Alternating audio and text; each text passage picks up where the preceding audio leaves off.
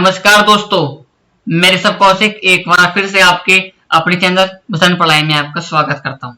आज हम बाल विकास के महत्वपूर्ण कथनों का सेकंड पार्ट लेकर के आए हैं। तो आइए वीडियो स्टार्ट करते हैं बिना किसी रुकावट के। यदि आपको हमारी वीडियो पसंद आए तो वीडियो को लाइक करें, कमेंट करें, शेयर करें और चैनल को सब्सक्राइब करें।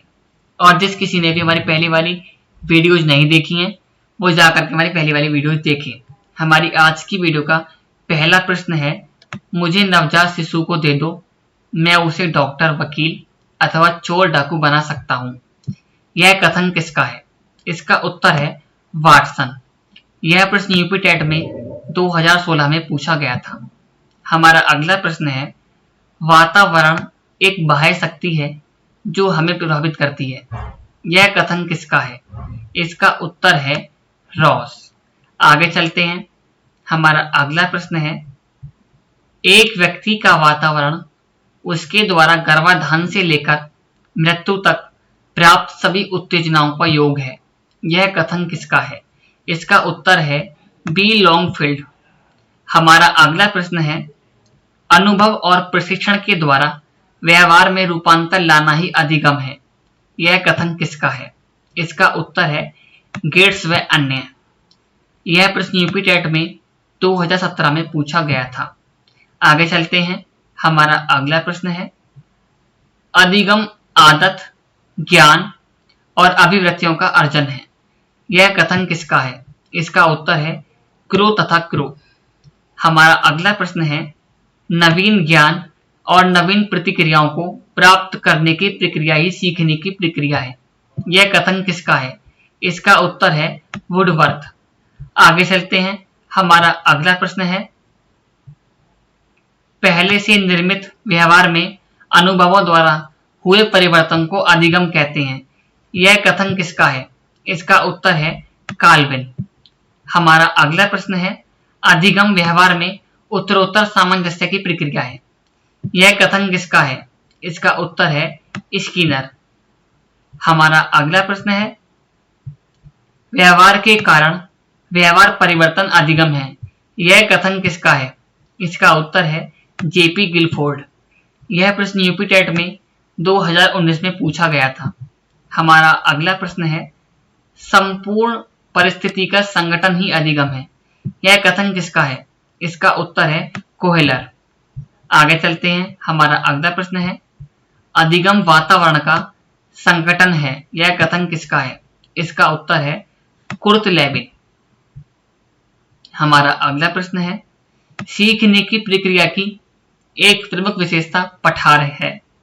ये उस अवधि को बताते हैं जब सीखने की क्रिया में कोई उन्नति नहीं होती। यह कथन किसका है? इसका उत्तर है रॉस। आगे चलते हैं। हमारा अगला प्रश्न है, सीखने का पठार सीखने की प्रक्रिया की मुख्य अभिलक्षण है जो उस स्थिति को प्रकट करते हैं जिसमें सीखने की प्रक्रिया में कोई उन्नति नहीं होती। यह कथन किसका है? इसका उत्तर है गेट्स व अन्य। यह प्रश्न यूपी टेट में 2019 में पूछा गया था। हमारा अगला प्रश्न है, सीखने के वक्र अभ्यास द्वारा सीखने की मात्रा, गति और प्रगति की सीमा को ग्राफ पर प्रदर्शित करते हैं। यह कथन किसका है? इसका उत्तर है एबिंगहास। यह प्रश्न यूपी टेट में 2018 में पूछा गया था।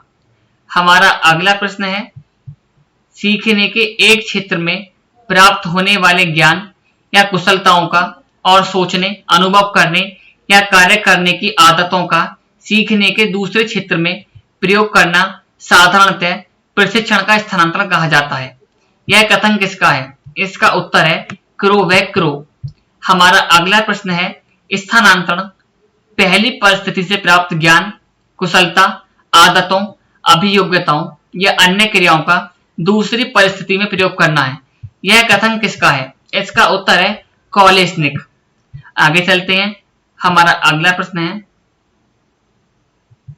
जीव को अधिगम के लिए प्रेरित किया जाना चाहिए। यह कथन किसका है? इसका उत्तर है मैककॉनेल।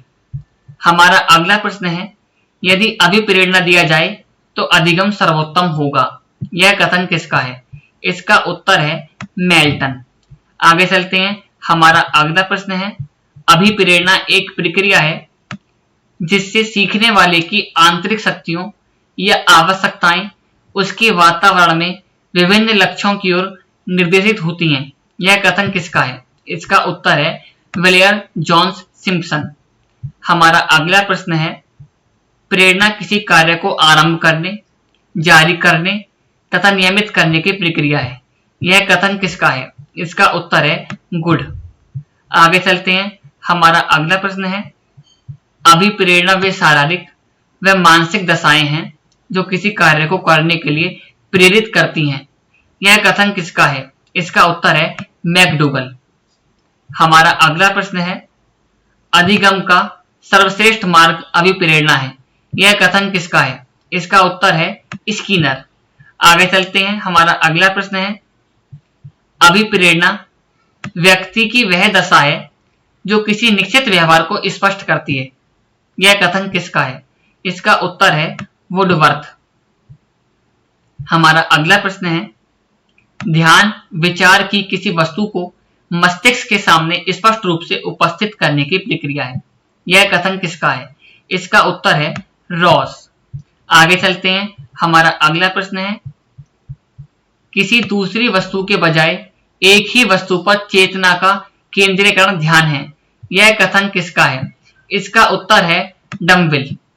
यह प्रश्न यूपी टेट में 2017 में पूछा गया था। हमारा अगला प्रश्न है, ध्यान मस्तिष्क की शक्ति न होकर संपूर्ण रूप से मस्तिष्क की क्रिया या अभिवृत्ति है। यह कथन किसका है? इसका उत्तर है वैलेंटाइन।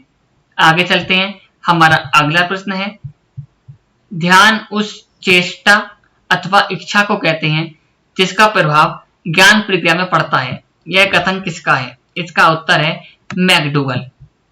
हमारा अगला प्रश्न है, 20वीं शताब्दी को बालकों की शताब्दी किसने कहा है? इसका उत्तर है क्रो और क्रो। आगे चलते हैं, हमारा अगला प्रश्न है, बाल्यावस्था को मिथ्या परिपक्वता का काल किसने कहा है? यह कथन किसका है? यह कथन रॉस का है। रॉस ने बाल्यावस्था को मिथ्या परिपक्वता का काल कहा है। हमारा अगला प्रश्न है, सीखना विकास की प्रक्रिया है। यह कथन किसका है? इसका उत्तर है वुडवर्थ। इसी के साथ हम अपनी आज की वीडियो को समाप्त करते हैं। मिलते हैं जल्द ही एक नई वीडियो के साथ। जब तक के लिए जय हिंद, जय भारत।